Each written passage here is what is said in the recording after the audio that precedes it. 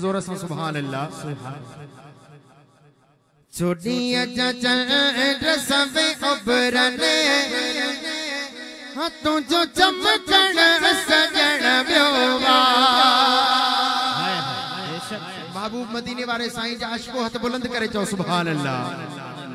चोटियां चचर सबे उबरने तू जो चमकण सजण ब्योवा। बाबा चोटियां चचर सबे उबरने तू जो चमकण सजण ब्योवा।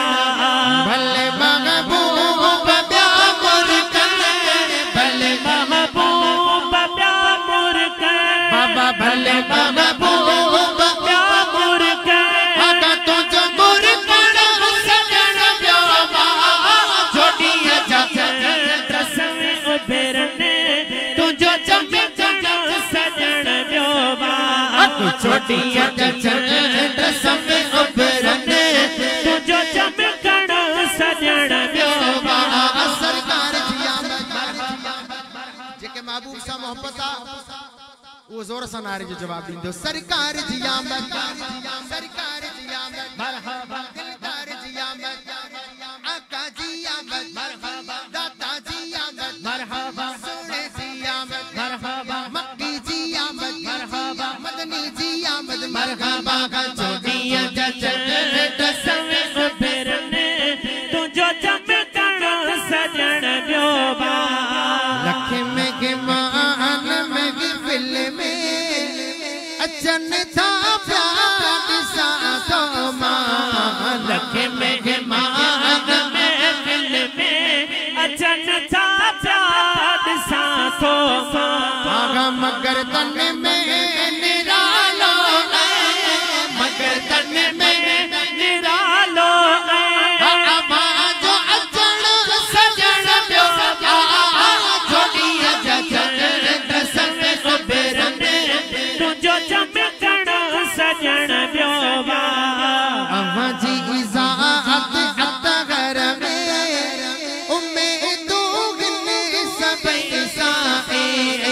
अम्मा जी इज़ात अतगर में उम्मीदों गिने सबे साए। वो छठे दर दुनिया बारन जा छठे दर दुनिया बारन जा अम्मा का खुरण सजण ब्योवा।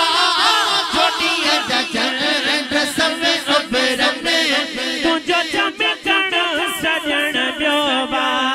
दुनिया जे बादशाहन दुनिया के शहन शाहन जो दुनिया जे बादशाहन दुनिया जे शहन शाहन जो।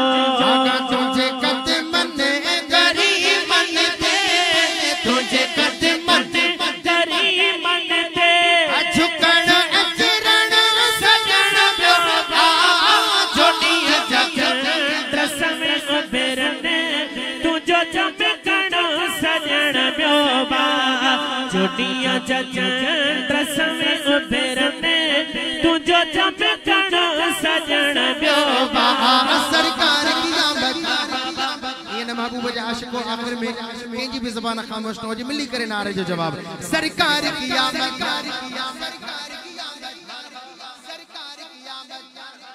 दुआ तो दिया मुझा मौला मुर्शिदन के सदके में जेको हथ बुलंद करे सीने जो जोर लगाए करे मरहबा जी सदा हणे उनके दुनिया में बेके हथ जो मोहताज न बड़ा जा। सरकार की आमद दिलदार की आमद मरहबा आका की आमद मरहबा दाता की आमद मरहबा सोने की आमद मरहबा दिलबर की आमद मरहबा सरवर की आमद मरहबा सच्चे की आमद मरहबा अच्छे की आमद मरहबा मीठे की आमद मरहबा प्यारे की आमद मरहबा। सब मिलकर बोलो मरहबा और जोर से बोलो मरहबा और जोर से बोलो मरहबा और जोर से बोलो मरहबा। हाथ उठाकर बोलो मरहबा हाथ उठाकर बोलो मरहबा लहरा कर बोलो मरहबा। सोने की आमद मरहबा दिल भर की आमद मरहबा मक्की की आमद मरहबा मदनी की आमद मरहबा।